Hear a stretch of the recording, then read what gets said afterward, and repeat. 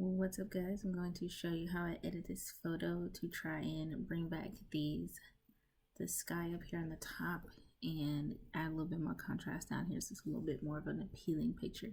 So the first thing I'm going to do is I'm going to go in and adjust the horizon line just so it's pretty even. And yeah, got that right on the first try. Bam. And now I want to dial back the exposure just a little bit and up the contrast just a tad.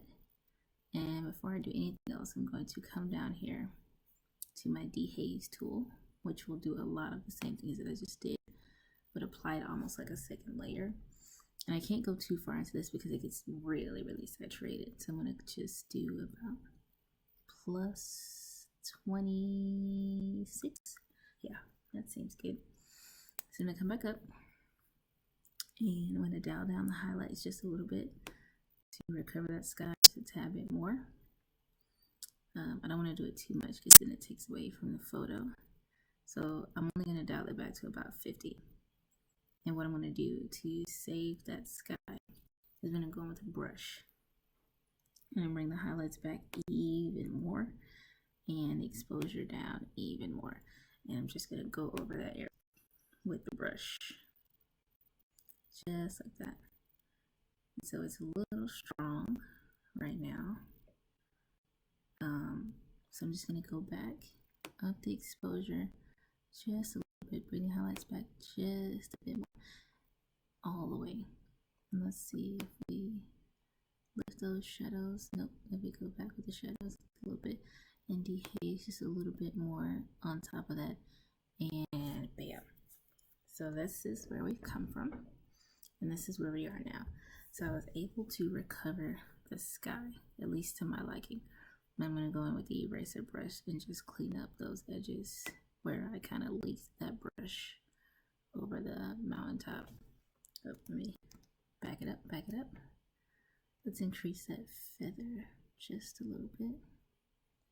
And my flow on my feather is pretty good, so let's just up the brush size and go in over top of that. Want to get a nice clean, even line, but blends seamlessly right there across the top of that ledge. Right in there. Bam. Alright, and done. Alright, so now I'm going to make a new brush. And this new brush is going to cover this darker area here. And I need to actually up the exposure on that. We're going to only up it about a stop or close to a stop. Reset my highlights and my contrast because I just want to clear this up and lighten this up just a little bit. That's my only goal here. Lighten this up. So I'm just going in and brushing over. Try and recover as much of the detail down there in the foreground as possible. Alright, and I'm really liking what we've got going on here. Yeah, alright, so recovered that. I'm just going to hover over this and see if I've got everything covered in that area, and it looks like I do. Yep. So here's how we're going to fix these colors. I'm going to up that contrast just a bit. Up the highlights. No, I'm not going to up the highlights. I'm going to lift the shadows. Not a whole lot, because I want the detail, but not too much. Like, I like the idea of this shadow that's blooming over here. And I'm going to bring in just a little bit more black and dehaze slightly. Now I'm going to bring the tint over so that it's not so green. And just a little green, and adjust my temperature just to make it a little bit more warmer. And I'm really feeling where this is going. I really like this. This is pretty good. So I'm going to do one more brush. One more. And make that just a little bit smaller. This brush is going to cover the mountains right here, right at the top of this park. I'm just going to go right across here right where that highlight is like almost blown in the original picture. And let me hover and see. So I went down in there just a little bit, so we're gonna go in and erase right there on that ledge area where I'm kind of like spilling over into it, because I only want to hit that area that's like really, really blown. And okay, almost got an even brush stroke. So actually, let me just do this.